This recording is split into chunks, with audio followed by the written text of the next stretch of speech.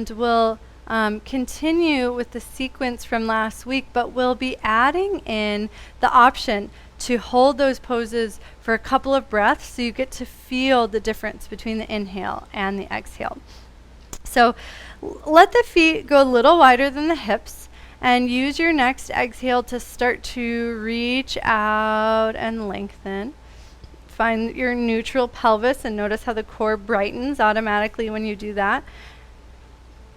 With your next inhale, turn the feet to the right, spiral to the right, and let the right arm sweep back for your discus thrower. And then exhale to your X. Next inhale, spiral to the left for discus thrower on the left. And start to play between these three shapes.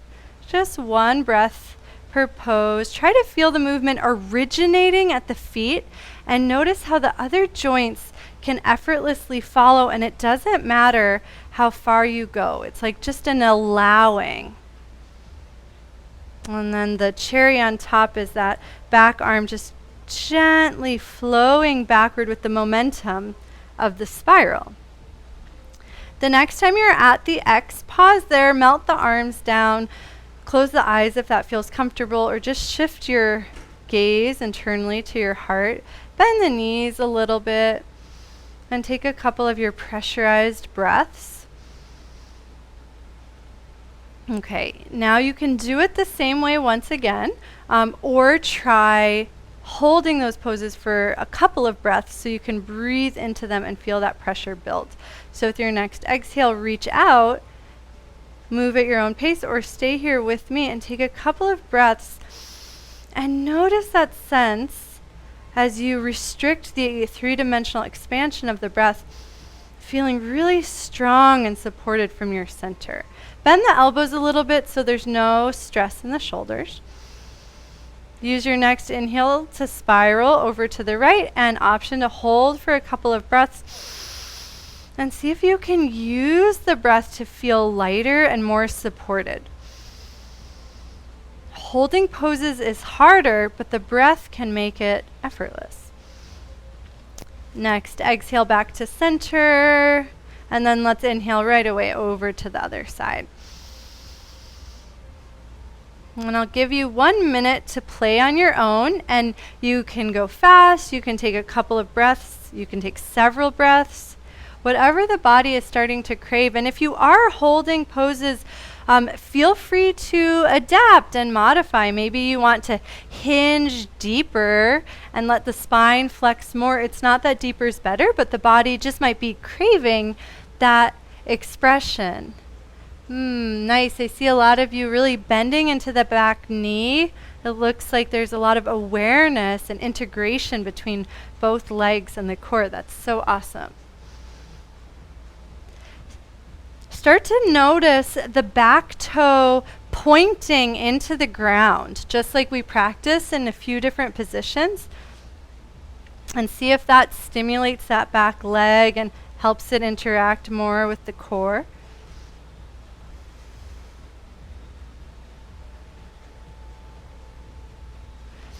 And the next time you're in X, melt the body, melt the shoulders down, pause for a moment at center, and start to heel toe the feet in underneath the body. I'm going to steal this one from you, Colin. Start to circle the weight around the feet. Notice the shifting from the toes to the outer edge, to the heel, to the other outer edge.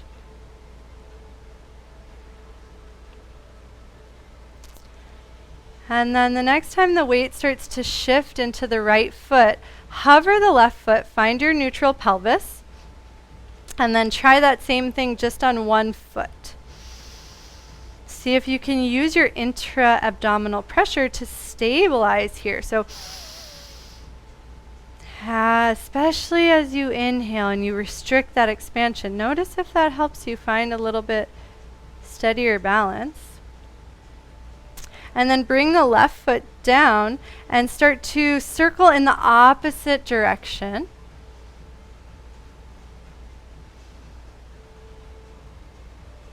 And then the next time the weight starts to transfer over into the left foot,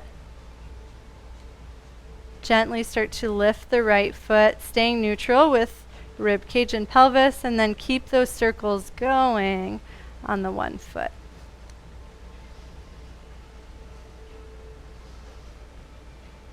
And then step the right foot out pretty generously. Imagine you're doing chair just with your right leg. So let the hips crease, let the knee bend, but keep the weight back in the hips, right? So there's no pressure in the front of the knee. Start to glide the left leg behind you and spiral the left arm and spine towards the right leg for our curtsy. You can play with bending the knees if that feels good. And then shift the weight into the right foot. Push down and inhale up into a weightless tree. If it's so weightless, you can even keep the left foot hovering instead of resting it on the leg. And then step the foot out. We'll curtsy the other way. So imagine chair pose with the left leg, and then start to glide the right leg back as you spiral to the right. So the heart is facing down and to the left, sorry. And then as you're ready, shift the weight into the left foot, push down into the left foot to float into tree. It's fine for the foot to rest, but notice if you want to feel more expansive and light there. Start to play with those shapes on your own. So going from the curtsy to the tree. You can move quickly, or you can start to breathe in each pose. Just noticing how that pressure on the inhale lets the limbs feel really light. You might even feel like, oh, I want to lift more.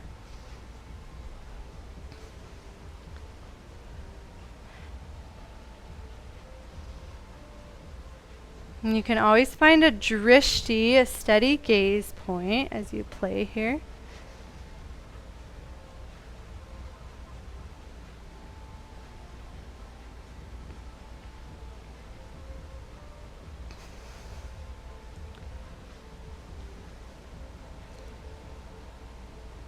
The next time, the right leg is your foundation, so the front of the curtsy.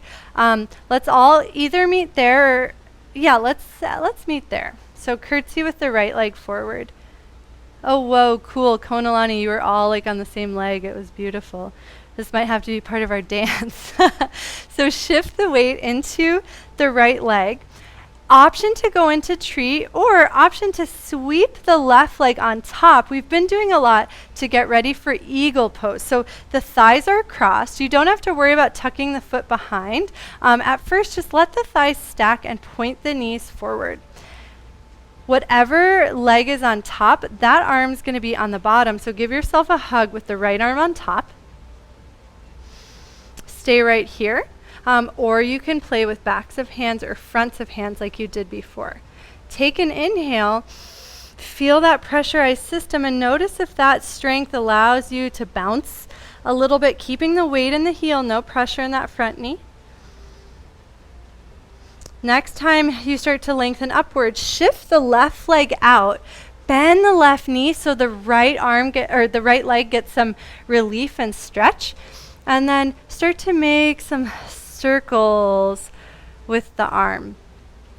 We kind of want a dual massage here, a little massaging through the inner thigh of the right leg as we tip forward and back, and a little massaging of the spine and the shoulders in our eagle arms. You can always stay over that left leg and just rock forward and back. That's a really nice adductor stretch for the right leg. You can also circle in the opposite direction. We'll just take one more moment.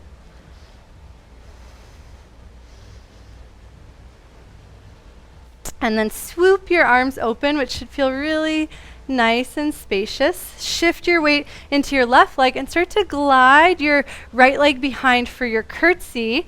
The body spirals to the left.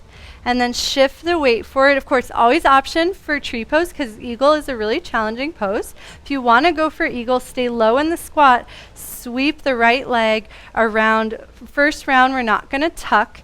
Give yourself a big hug, this time with the left arm on top. stay right here, or backs of hands, fronts of hands, it's up to you. Come into the breath. Rock the weight into the heel, keeping the big toe down, and then let yourself pulse a little bit with the breath. Whenever you feel ready, keep the arms bound, but step the right foot out, bend the right knee. It should feel so spacious in that left leg. And then draw your circles or just gently rock forward and back. Both are really nice. I couldn't decide which one I wanted to teach, so you have to choose for yourself. Okay, we're going to do that one more time. You can skip anything, you can add anything on. If you've had enough, you want a more restorative moment here, you can bend over the right leg and take some rocks. Otherwise, swoop your arms open, glide your left leg back for your curtsy. And then whenever you're ready, wrap your left leg around. And this time, if you want to, you can tuck the left toes behind the calf, but only if the knees can stay forward, right? And then option to add on your arms. Take your time, but whenever you feel ready, step the left leg out. If you are bent over the right leg, you can now walk your hands over to the left leg, bend the left knee to just do whatever restorative thing you did on the first side. On the second side, if you went for eagle, I'll talk you through eagle on the second side. So bend the left knee, start to glide the right leg back for your curtsy. Shift the weight into the left foot and then sweep the right leg all the way around. Option for the tucking of the toes, but you don't want your body to go all askew. So it might be better to leave the foot free so the hips and knees point forward. Find your favorite arms, this time the left arm's on top. And then whenever you feel ready, swoop the right leg open and take whatever counter pose. If you opted out of the second round of eagle, you're welcome to keep exploring your standing forward fold. You can come down to Malasana. We are making our way towards our restorative pose on the ground, so you can make your way all the way to the ground, that's fine. If you're still standing, let's meet in a standing straddle with knees deeply bent and spine draping towards the earth.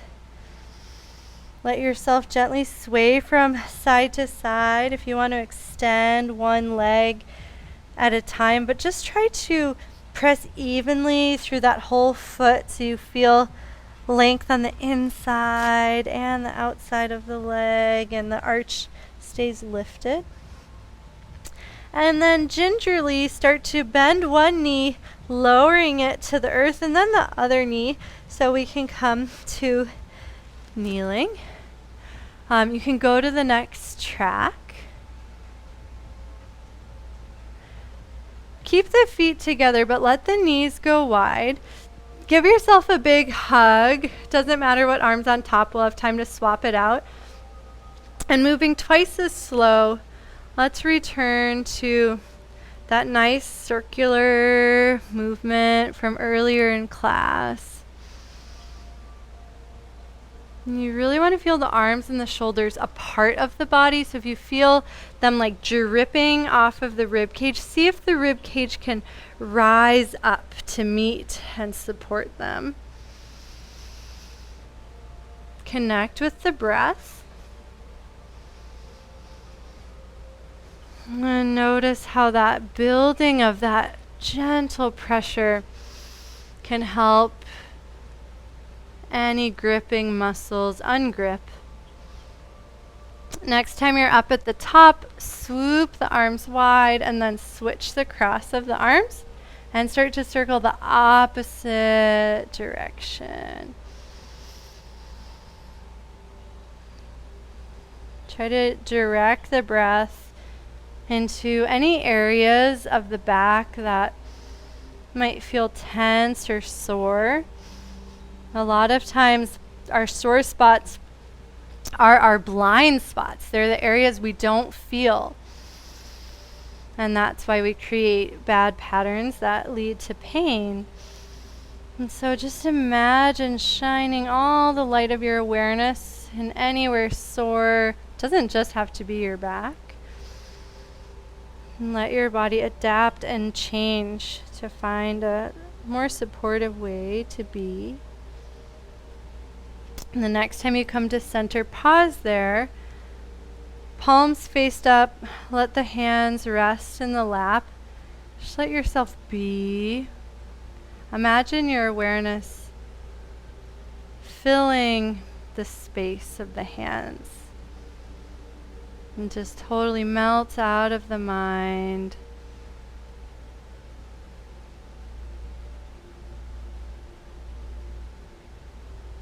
Observe the breath through the nose.